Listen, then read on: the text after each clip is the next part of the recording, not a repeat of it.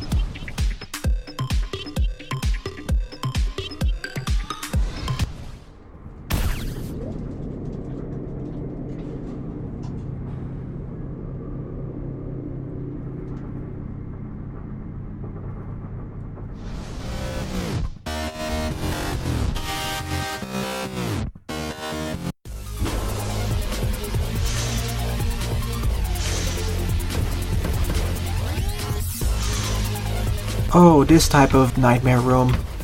Well, as long as I keep moving back and forward, it shouldn't be too bad. I still took a hit over there because I wasn't careful. But because I have the ability to slow down time, and have double shields, this isn't too bad. So it was kind of a cakewalk. And this was awesome, slowing down enemies even more, while increasing my own fire rate. Yeah, this mech is getting really souped up. And I already discovered where the floor 6 boss is, so if I was speedrunning the game, I'd honestly go for completing the floor right now. But as I mentioned throughout this LP, I want to get as much experience as possible just to reduce any problematic situations. That, and I want to see what the higher level perks for these mechs are. I haven't got to the max level of any of these mechs just yet. I'll probably need to grind off a lot more, or get certain perks and abilities in order to do that, like resetting a room, or resetting a floor, etc, etc.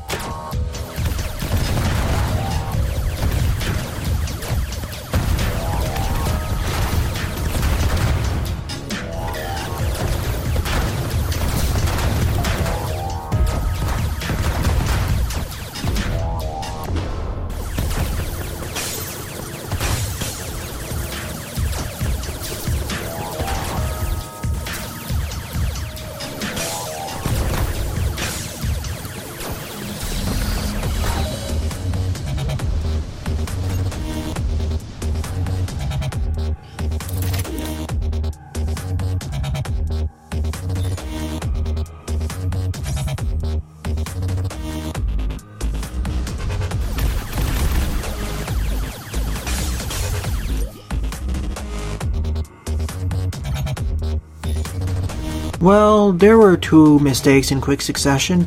I lost 20 max energy capacity, plus I accidentally activated my half damage ability. I wanted to say that for the final boss encounter. Oh well.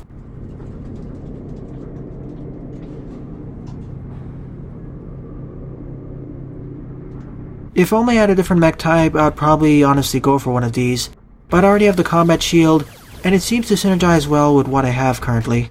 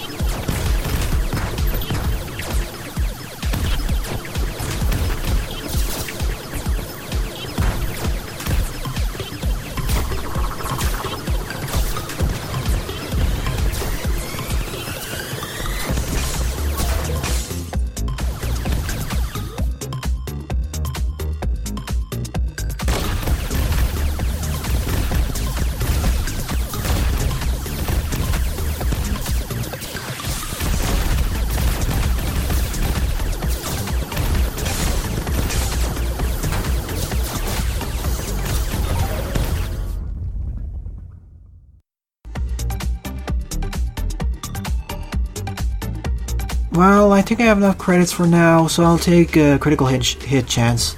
That seems pretty useful, especially with my higher firing rate weapon.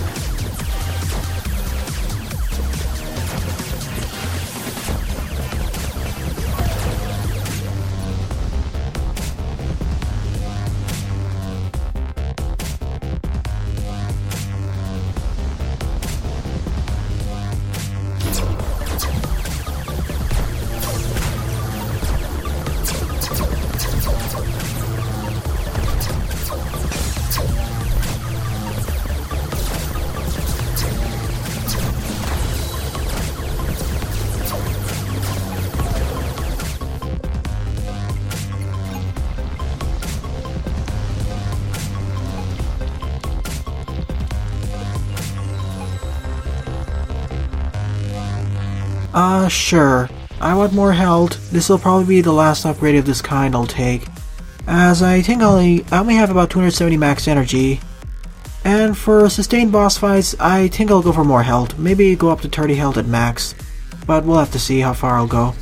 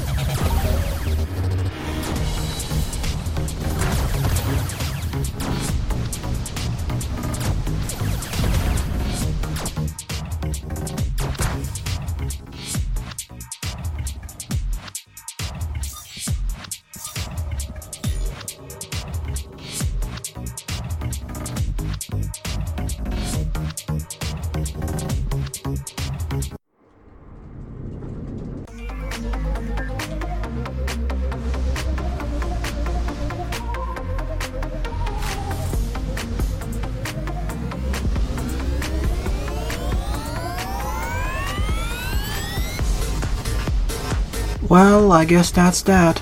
It's time to fight the boss fight. I've completely cleared this floor.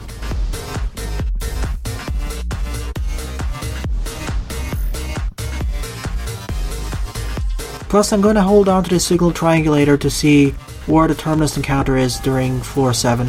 Aggressor, I don't remember you. Maybe I do. We have this room structure. And his health is draining quite quickly, actually. Even slower than some of the other boss encounters, in fact.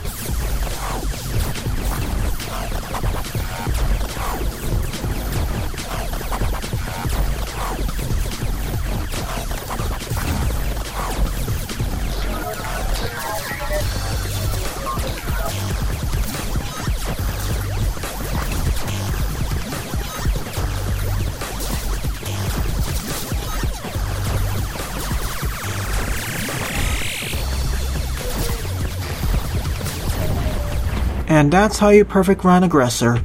Aggressor was rather pathetic, actually. Rather unfortunate. And apparently this was the first time I fought Aggressor. Perhaps the next time I fight Aggressor without the one, it'll be a lot more challenging.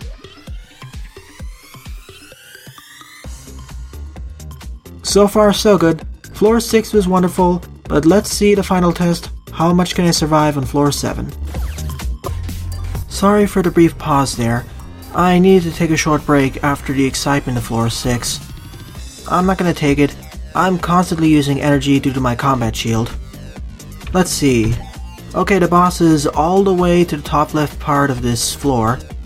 Judging by the size of this floor, it'll probably take 25 minutes at the very least before I fight in Terminus. But let's see how long I can survive for. I have good faith I'll be able to make it to the end, especially with all my upgrades, 2 shields, 28 health, but we'll have to see.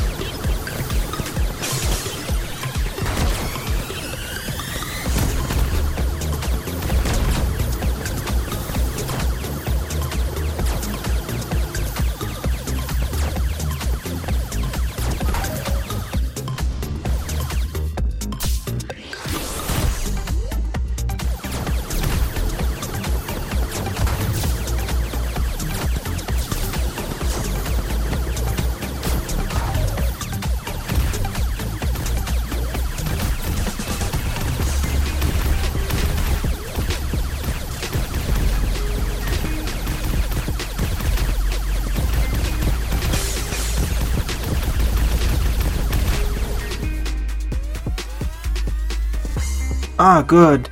The shopkeeper actually forgave me for shooting one of his compatriots. Thank goodness. I was worried I was never going to be able to access one of these shops again. Autocannon. Fusion. Bullet.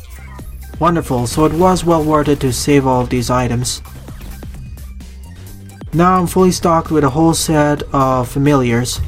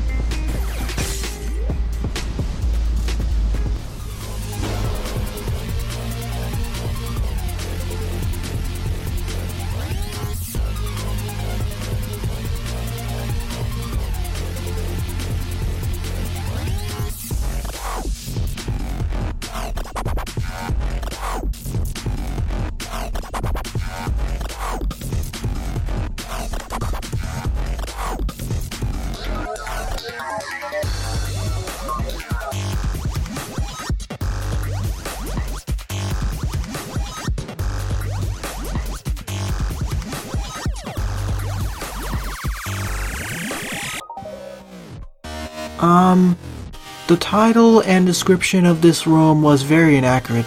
There is no massive silo of bombs incoming.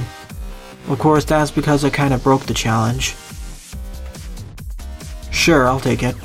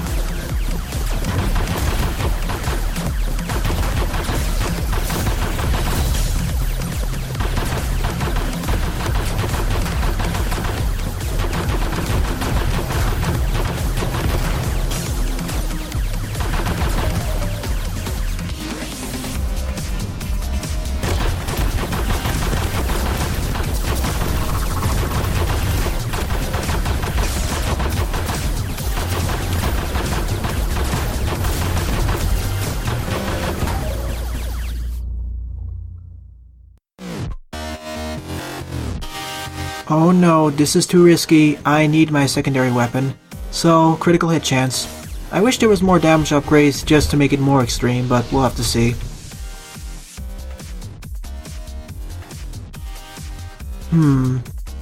I think the energy drink will last longer. If my energy weapon costed a lot of energy, I would honestly consider taking that.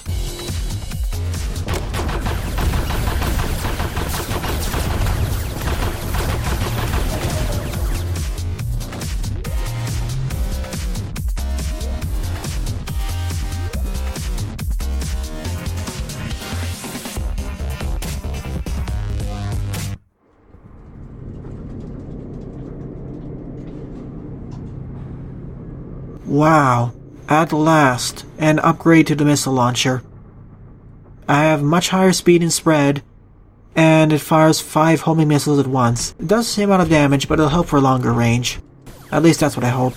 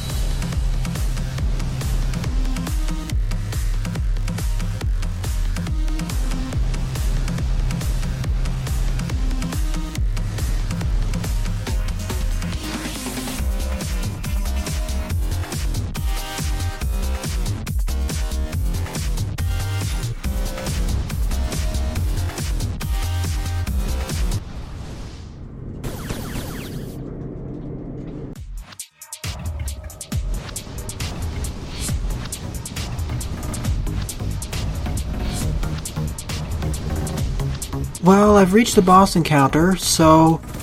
And considering this is the final boss, I'll accidentally kill off the shopkeeper, sorry. And now I'll just waste all my credits because I've nothing else better to do. I mean, there's no bonus at the end. And level 15. Max energy, max missiles, or more brute.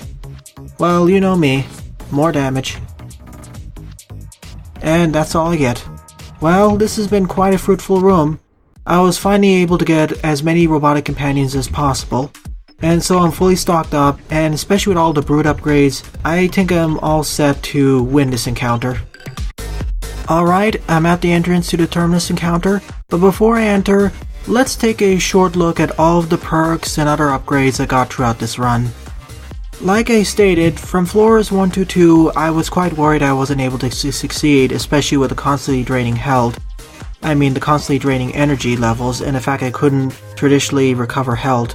But thanks to the scavenging abilities being a lot better, and being able to upgrade them, and getting quite lucky with the drops following floor 3, especially with some of the freebies. Well, as you can see here, I got a huge number of power-ups. I got 5 robotic companions, not as crazy as one of the earlier ones where I got 7 or 8 of them.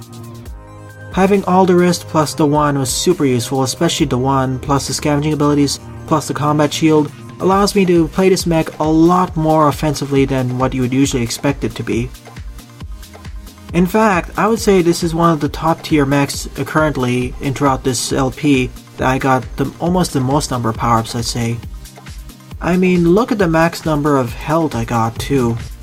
I mean, I have 32 health, 2 shields, and a 7 key, and I'm at level 15 as well. That's one of the highest levels, I think.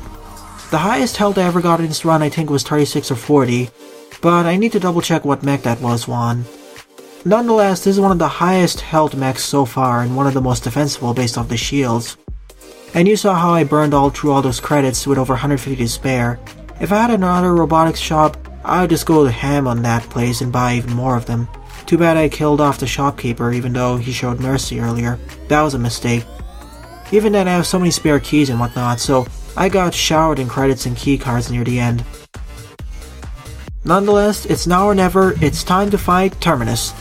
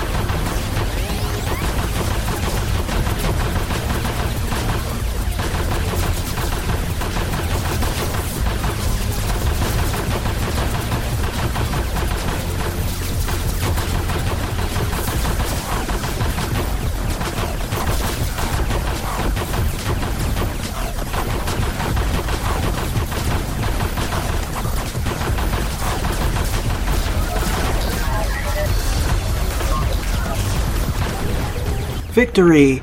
An almost flawless victory had I not walked into the spikes on the bottom left. I didn't realize there were actually spikes in the bottom left and top left parts of the arena, unfortunately. And that's sadly why I wasn't able to get that. Oh neat, I almost explored every secret room in every shop. And I explored 90% of the rooms. Pretty good. If there's another quality of life improvement for this game, it's so I can actually see what the final power-ups I get for every ship at the end of each run. Because at the end of each run, I only get these list of statistics and I don't see what perks I got. The only way I can see it is check it before I complete the run. Using the Crimson Moon mech was wonderful.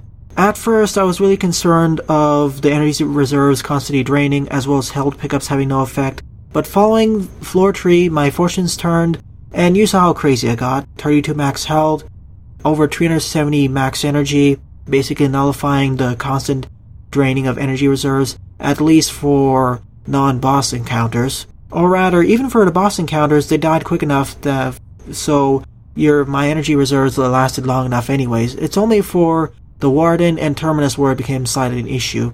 I didn't even need to use my repair putty, and I took it there just in case. So this is quite an awesome mech. At first, you gotta be a bit careful, play cautiously to not get hit, and use a scavenger system in order to get more credits, health, energy, etc. And once you get enough base health, and enough max energy missiles, and better weaponry and perks, you can go to town with this type of mech, especially with the damage upgrades. You saw how they stacked on top of each other, and really destroyed most of the enemies. And with enough max health, you're able to use your combat shield as a battering ram, but unfortunately it doesn't seem to deal any extra damage, it just pushes them around, which is a little bit helpful for certain room types. Not to mention, I got the 1 incredibility once again, which basically made the rest of the run following floor 4 almost a cakewalk. Well, a medium level of difficulty outside of a few rooms. So, all in all, an overall awesome mech. So in the next part, I'll begin playing through the augmented expansion of Starward Rogue. Well then, thanks for watching and have a nice day. Toodles!